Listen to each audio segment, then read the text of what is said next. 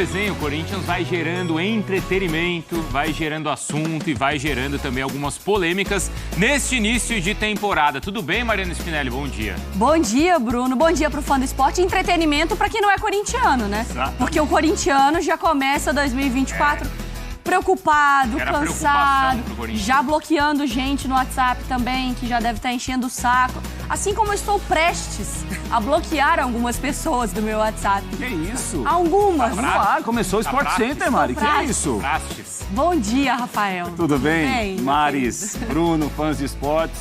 É aquela história do campeonato estadual, né? A gente fala muito em relação a fazer teste, ter paciência, ter calma, aí o time grande começa a perder uma, aí ameaça perder a outra, aí começa a tropeçar na outra, muda completamente a conversa. É o famoso ninguém se importa até começar a perder, né? Mari, bom dia pra você também. Tudo bem, amiga, amigos, fã de esportes que nos acompanha. O torcedor corintiano, ele tá preocupado com certeza, mas na figura do Cássio se sente representado, né? Sim. O goleiro mais uma vez alertou, ele já tinha feito isso no ano passado. Ainda envolvendo os campeonatos estaduais, já tem a derrota do Botafogo e também o grande triunfo do Bahia. Isso. Grande goleada do Bahia também a gente vai destacar com as novas estrelas lá do Tricolor já marcando. Mas a gente começa então com o Corinthians, que perdeu para o Ituano e a gente acompanha os melhores momentos do jogo. Olha só como foi então em Itu, lá no Novelli Júnior, com o Yuri Alberto também aparecendo bastante. Pelo menos assim, ó, em algumas finalizações erradas, Pratos. E não teve muito mais do Yuri Alberto, não, né? Ele perdeu uma grande chance ontem no Novelli Júnior.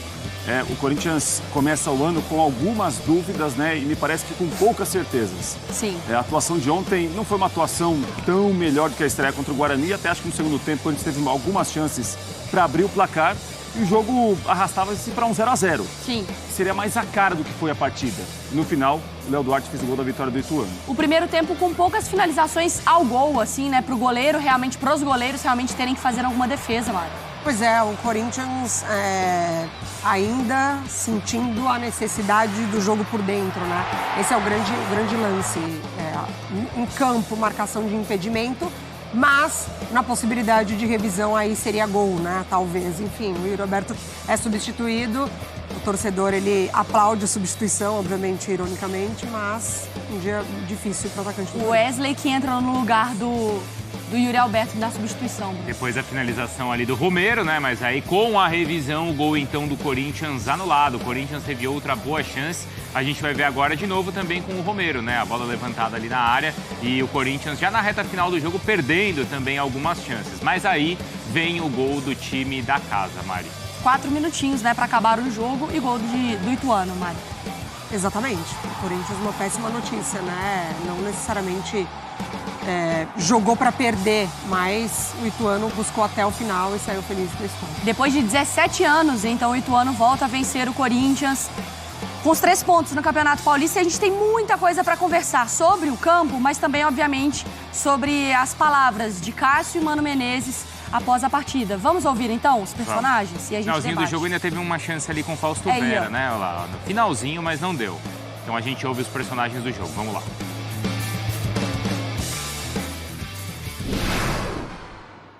Nada de tão grave, mas certamente poderíamos ter aproveitado determinadas situações de forma mais eficaz, com mais qualidade. Acho que é um jogo que se desenvolveu até numa boa condição para a gente sair vencedor daqui.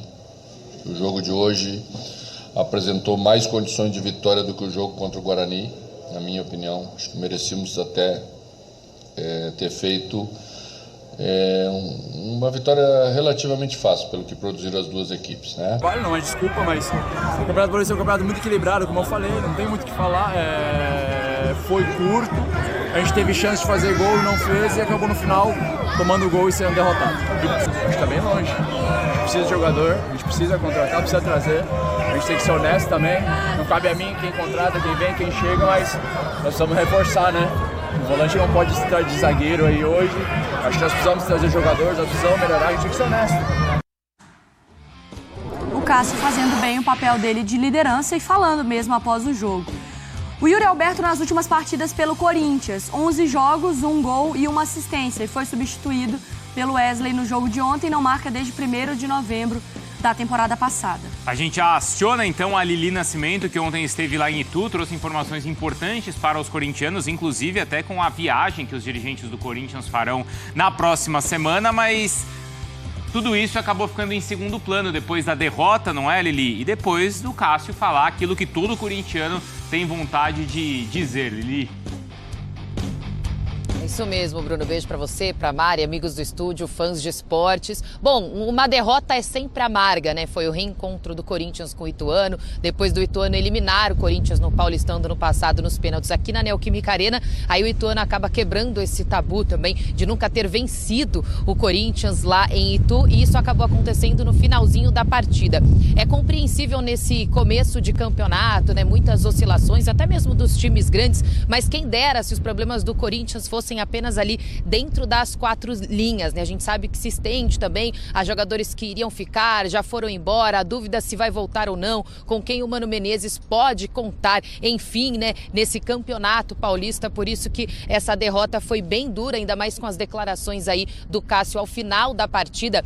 E eu vi que vocês citaram o Yuri Alberto, né? No momento da substituição, quando sai o Yuri Alberto e entra o Wesley, os torcedores do Corinthians comemoraram a saída do camisa 9.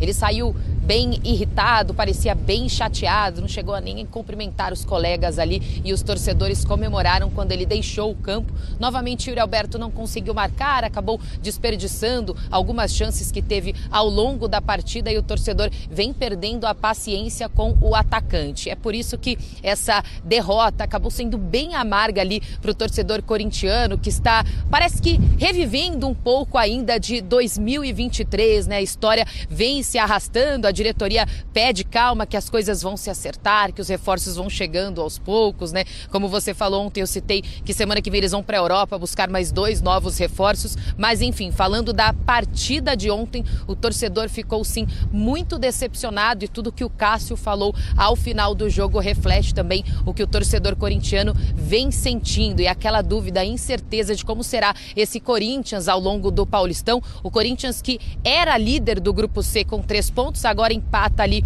com o RB Bragantino, que acabou vencendo a Portuguesa. Então, RB Bragantino em primeiro, Corinthians em segundo, mas ambos com 3 pontos. É só o início, mas é claro que o torcedor já vem fazendo duras cobranças, né? Porque gato escaldado tem medo de água fria, porque no ano passado o corintiano sofreu muito. Então, é claro que nessa temporada as cobranças vão chegar em breve, amigos. E aí, Lili, a gente tá vendo que as cobranças, elas já existem, como você destacava. E o Romero, que ontem a gente viu até, né, Mário Pereira, teve até chances, fez um gol que depois foi corretamente anulado, mas quando ele marca, e marcou gols importantes na reta final do Brasileiro do ano passado. Lembra que ele contra o Grêmio, Prats? Sim. Foi fundamental, né? E aí, quando ele marca, o Corinthians consegue vencer, pelo menos o retrospecto é bom, 72% de aproveitamento. Quando ele não faz, o Corinthians perde. E a perspectiva para o Corinthians, né? Acho que mais do que essa questão aí da tabela, de classificação, de liderança do grupo que a Lili falava, a questão não é nem essa, né? É a perspectiva que o corintiano vai tendo nesse início de temporada, Mari. Exatamente. Assim, o corintiano, ele já sabia que o início de ano seria difícil, porque teve reformulação de elenco, assumindo nova diretoria, passando por processos, né, de mudança interna e externa. Mas as coisas conseguiram se complicar ainda mais, né? Acho que de tudo que a gente vem falando na semana, tudo que vem acontecendo nas últimas semanas, de anúncios de reforços que não permanecem, o Mano já contando com jogadores, perdendo peças já em pré-estreia, né? No caso do Veríssimo, isso foi se complicando, porque o Corinthians, dentro de campo, ele já teria dificuldades. Isso é fato, né? Todo time que passa por uma reformulação e inicia um novo trabalho, é o Mano à frente, mais uma temporada, mas ainda assim com outras peças, precisando, né, desse conjunto para dar liga, isso leva um tempo, isso é normal. Jogador vindo de fora, adaptação, isso seria normal. Mas está a mais para o Corinthians, né? O Corinthians não está conseguindo ter paz ou dar paz para o Mano Menezes trabalhar. E nem peças.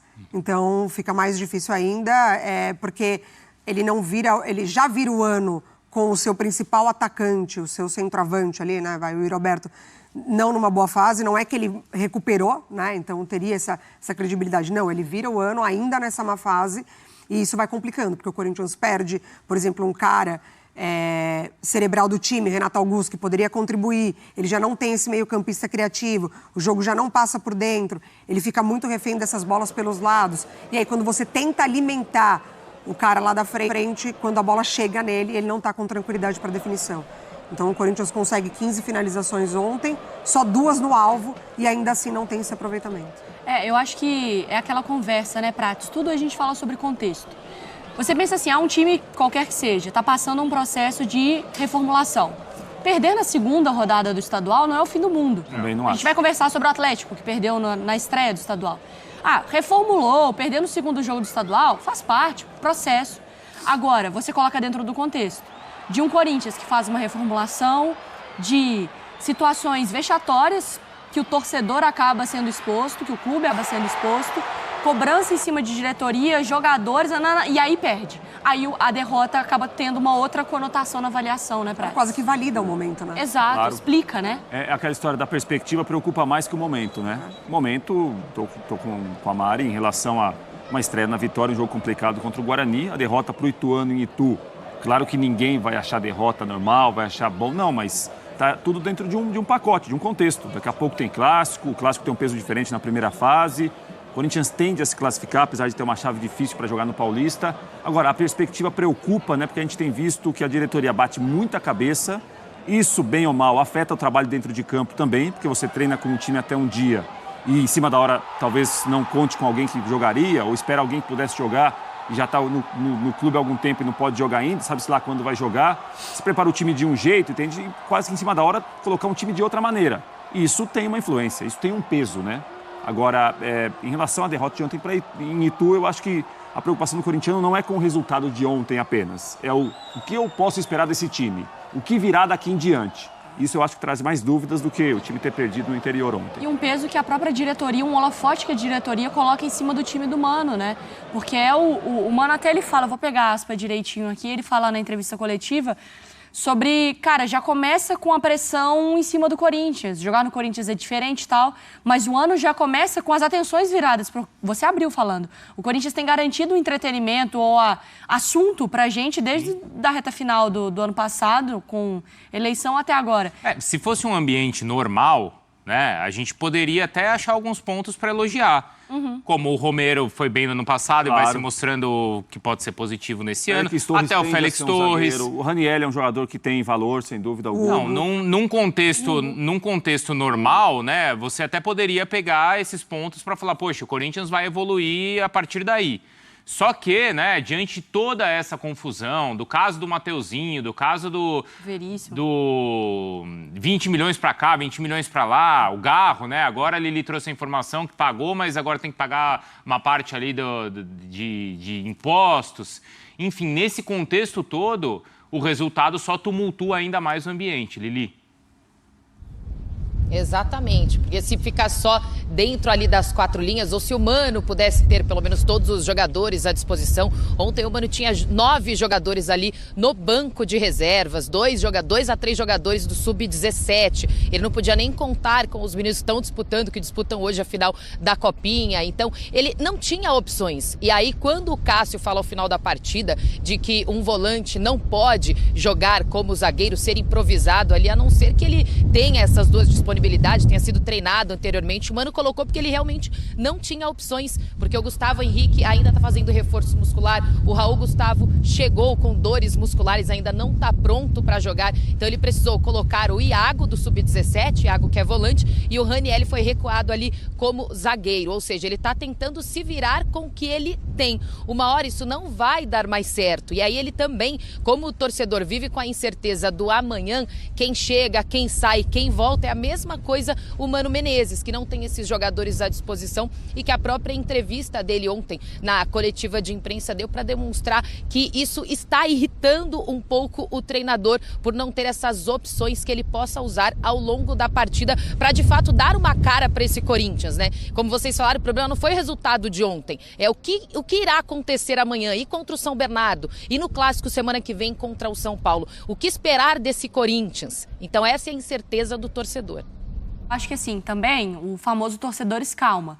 Não quer dizer que janeiro, sendo ruim e conturbado, a temporada está perdida. Com você. vai chegar um diretor executivo de futebol, organizar as coisas, profissionalizar, o presidente pegar o jeito ali daqui 1, 2 meses e as coisas acontecerem, contratar e as coisas acontecerem pro Corinthians. Só que nesse momento me chama muito a atenção, Mari, ontem quando eu abri o grupo aqui que a gente tem da ESPN, e aí eu vi a Lili mandando os vídeos e tal, e eu falei, gente, mas 23 de janeiro? E aí tem o Cássio já falando e, não quero colocar a situação ruim para a diretoria, mas precisa. O volante não pode entrar de zagueiro, ou seja, nós estamos falando de 2 jogos, já com o Cássio tendo que, eu já tô me posicionando, já tô falando, ele já fez isso. É que para nós são 2 jogos, né? Para ele já é a pré-temporada. Já a temporada passada também, né? Exatamente. Então, já assim, foi um sufoco, né? Então, assim, e isso é um ponto a se levantar, porque o Cássio, se eu não me engano, ele vai para a 13ª temporada no Corinthians, né? 2011, né? 2011 para 12, né? Que ele chega.